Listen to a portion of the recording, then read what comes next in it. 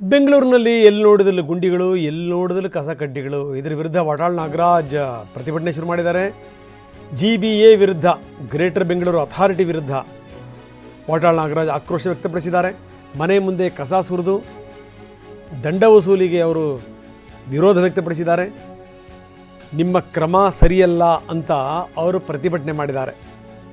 ನೀವೇ ಸರಿಯಾಗಿ ಕಸ ನಿರ್ವಹಣೆ ಮಾಡ್ತಾ ಇಲ್ಲ ಅಂಥದ್ರಲ್ಲಿ ಈ ಸರಿಯಾಗಿ ಏರಿಯಾಗಳಿಗೆ ಬಂದು ಕಸ ಸಂಗ್ರಹಿಸಿ ಮೊದಲು, ಇಲ್ಲ ಅಂತಂದರೆ ಪ್ರತಿಭಟನೆಗಳಿತೀವಿ ಅಂತ ಕೂಡ ಅವರು ವಾರ್ನಿಂಗ್ ಮಾಡಿದ್ದಾರೆ. ನೀವು ದಂಡ ಹಾಕ್ತೀರಿ, ದೌರ್ಜನ್ಯ ಮಾಡ್ತೀರಿ ಜನರ ಮೇಲೆ, ಇದು ಸರಿಯಲ್ಲ. ಇದರ ವಿರುದ್ಧ ಮುಂದಿನ ದಿನಗಳಲ್ಲಿ ಪ್ರತಿಭಟನೆಗಳಿತೀನಿ ಅಂತ ಕೂಡ ವಾಟಾಳ್ ನಾಗರಾಜ್ ಹೇಳಿದ್ದಾರೆ.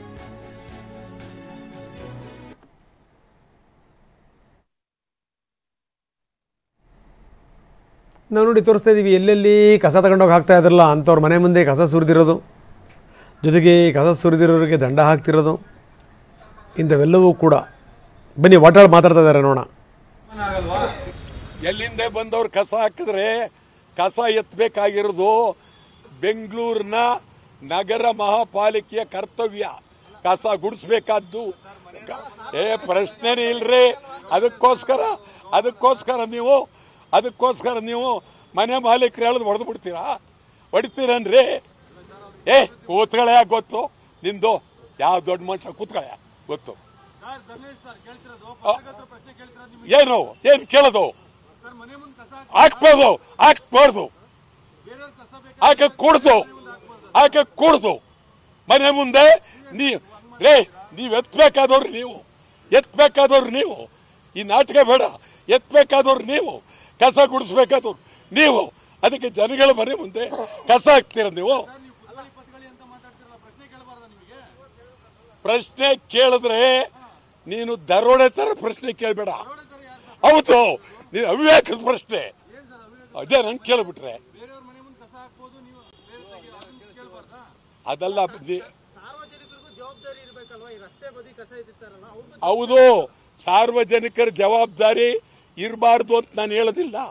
ಆದರೆ ಸಾರ್ವಜನಿಕರ ಜವಾಬ್ದಾರಿ ಇಲ್ಲ ಅಂಥೇಳಿ ನೀವು ಕಸ ಹಾಕ್ತಕ್ಕಂಥದ್ದು ಸರಿ. ಅದು ಬಿಟ್ಟು ಬೇರೆ ವಿಧಾನ ಏನಿದೆ ಆ ವಿಧಾನ ಮಾಡಿ.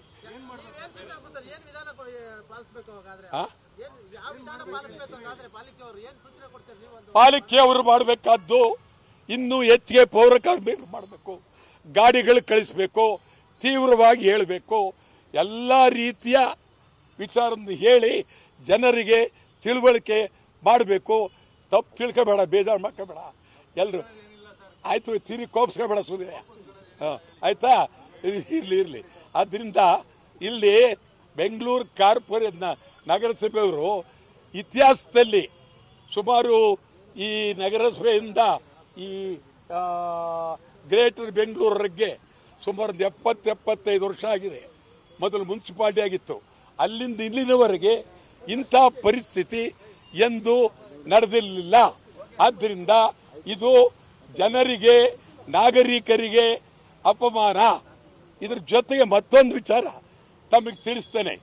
ಇವತ್ತು ಬೆಳಗಾವಿ ಕನ್ನಡ ರೈತರು ಬೆಳಗಾವಿಯಲ್ಲಿ ಕಬ್ಬಿನ ಬಗ್ಗೆ 3500 ಕೊಡಬೇಕು ಅಂತೇಳಿ ಹೋರಾಟ ಮಾಡ್ತಾ ಇದ್ದಾರೆ.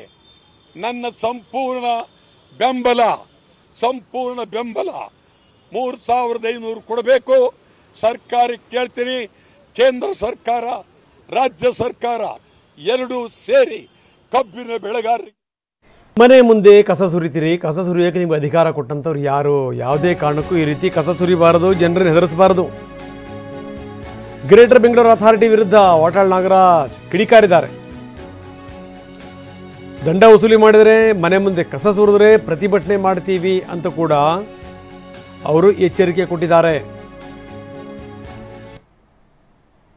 ನೀವು ಸರಿಯಾಗಿ ಏನಾದರೂ ಕಸ ನಿರ್ವಹಣೆ ಮಾಡಿದರೆ ಇಂಥ ಸ್ಥಿತಿ ಯಾಕೆ ಬರ್ತಿತ್ತು ಅನ್ನುವಂಥದ್ದು ಅವ್ರ ಪ್ರಶ್ನೆ.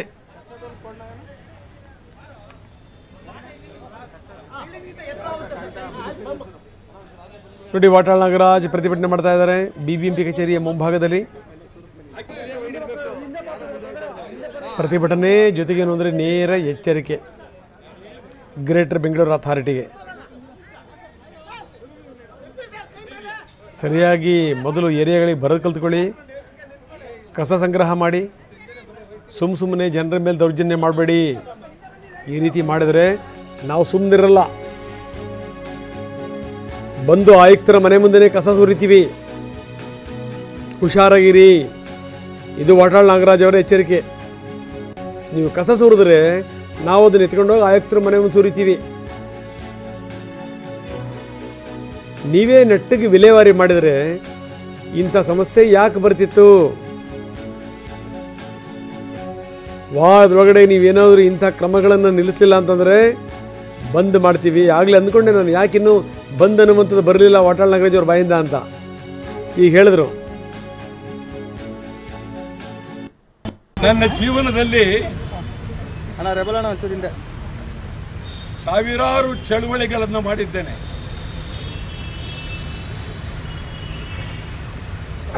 ಸ್ಮಶಾನದಲ್ಲೂ ಅನುಕೂಲ ಇಲ್ಲ, ನೀರಿಲ್ಲ ಅಂತ ಹೇಳಿ ಸ್ಮಶಾನದಲ್ಲೂ ಚಳುವಳಿ ಮಾಡಿದ್ದಾರೆ. ಆದರೆ ಈ ಪರಿಸ್ಥಿತಿಯ ಬಗ್ಗೆ ಚಳುವಳಿ ಮಾಡ್ತಾ ಇರ್ತಕ್ಕಂಥದ್ದು ಇದು ಮೊದಲ ಕ್ರಮ. ಬೆಂಗಳೂರು ಈ ಒಂದು ಮಹಾನಗರ ಪಾಲಿಕೆ ನನಗೆ ಗೊತ್ತಿಲ್ವಾ, ಇದು ಹೆಸರು ಗ್ರೇಟರ್ ಬೆಂಗಳೂರು. ಗ್ರೇಟರ್ ಬೆಂಗಳೂರು ಆದ್ಮೇಲೆ ಜನಗಳಿಗೆ ಕಸ ಹಾಕ್ತಾ ಇದ್ದಾರೆ, ಕಸ ಸುರಿತಾ ಇದ್ದಾರೆ. ಗ್ರೇಟರ್ ಬೆಂಗಳೂರು ಆದ್ಮೇಲೆ ಜನಗಳ ಮೇಲೆ, ನಾಗರಿಕರ ಮೇಲೆ ಕಸವನ್ನು ಸುರಿತಾ ಇದ್ದಾರೆ. ಗ್ರೇಟರ್ ಬೆಂಗಳೂರಿಗೆ ಯಾರು ಅಧ್ಯಕ್ಷರು? ಮಾನ್ಯ ಮುಖ್ಯಮಂತ್ರಿಗಳು, ಆಮೇಲೆ ಉಪಾಧ್ಯಕ್ಷರು, ಉಪಮುಖ್ಯಮಂತ್ರಿಗಳು, ಆಡಳಿತಾಧಿಕಾರಿ ಮತ್ತು ಕಮಿಷನರ್. ಸದ್ಯಕ್ಕೆ ನಾನು ಇದು ಒಂದು ನಾಗರಿಕ ಸಮಾಜ, ನೀವು ಏನು ಬೇಕಾದ್ರೂ ಹಾಕಿ, ಯಾವ ರೀತಿ ಬೇಕಾದರೂ ಹೇಳಿ, ಆದರೆ ಕಸ ಹಾಕ್ದೇದವ್ರ ಮನೆ ಮುಂದೆ ನಾವೇ ಕಸ ಹಾಕ್ತೀವಿ ಅನ್ನೋ ಮಟ್ಟಕ್ಕೆ ಇದು ಪ್ರಜಾತಂತ್ರ ವ್ಯವಸ್ಥೆಯ ಅವಹೇಳನ, ಅತ್ಯಂತ ಅಗೌರವ. ಬೆಂಗಳೂರಿನ ನಾಗರಿಕರಿಗೆ ಮಾಡಿದಂಥ ಅಗೌರವ. ಇನ್ನೊಂದು ವಾರದೊಳಗಾಗಿ ಈ ಕಸ ಎಸೆಯುವ ಯಾವ ರೀತಿ ಬೇಕಾದರೂ ಹೇಳಿ, ಆದರೆ ಕಸ ಹಾಕ್ದೇದವ್ರ ಮನೆ ಮುಂದೆ ನಾವೇ ಕಸ ಹಾಕ್ತೀವಿ ಅನ್ನೋ ಮಟ್ಟಕ್ಕೆ ಇದು ಪ್ರಜಾತಂತ್ರ ವ್ಯವಸ್ಥೆಯ ಅವಹೇಳನ, ಅತ್ಯಂತ ಅಗೌರವ. ಬೆಂಗಳೂರಿನ ನಾಗರಿಕರಿಗೆ ಮಾಡಿದಂಥ ಅಗೌರವ. ಇನ್ನೊಂದು ವಾರದೊಳಗಾಗಿ ಈ ಕಸ ಎಸೆಯುವ ತೀರ್ಮಾನವನ್ನ ಮಾಡದೇ ಇದ್ರೆ ಮುಖ್ಯಮಂತ್ರಿಗಳ ಮನೆ ಮುಂದೆ ಕಸ ಹಾಕ್ತೀವಿ, ಉಪಮುಖ್ಯಮಂತ್ರಿಗಳ ಮನೆ ಮುಂದೆ ಕಸ ಹಾಕ್ತೀವಿ, ಆಡಳಿತಾಧಿಕಾರಿಗಳ ಮನೆ ಮುಂದೆ ಕಸ ಹಾಕ್ತೀವಿ, ಕಮಿಷನರ್ ಮನೆ ಮುಂದೆ ಕಸ ಹಾಕ್ತೀವಿ. ಯಾವ ರೀತಿ ಬೇಕಾದರೂ ಹೇಳಿ, ಆದರೆ ಕಸ ಹಾಕ್ದೇದವ್ರ ಮನೆ ಮುಂದೆ ನಾವೇ ಕಸ ಹಾಕ್ತೀವಿ ಅನ್ನೋ ಮಟ್ಟಕ್ಕೆ ಇದು ಪ್ರಜಾತಂತ್ರ ವ್ಯವಸ್ಥೆಯ ಅವಹೇಳನ, ಅತ್ಯಂತ ಅಗೌರವ. ಬೆಂಗಳೂರಿನ ನಾಗರಿಕರಿಗೆ ಮಾಡಿದಂಥ ಅಗೌರವ. ಇನ್ನೊಂದು ವಾರದೊಳಗಾಗಿ ಈ ಕಸ ಎಸೆಯುವ ತೀರ್ಮಾನವನ್ನ ಮಾಡದೇ ಇದ್ರೆ ಮುಖ್ಯಮಂತ್ರಿಗಳ ಮನೆ ಮುಂದೆ ಕಸ ಹಾಕ್ತೀವಿ, ಉಪಮುಖ್ಯಮಂತ್ರಿಗಳ ಮನೆ ಮುಂದೆ ಕಸ ಹಾಕ್ತೀವಿ, ಆಡಳಿತಾಧಿಕಾರಿಗಳ ಮನೆ ಮುಂದೆ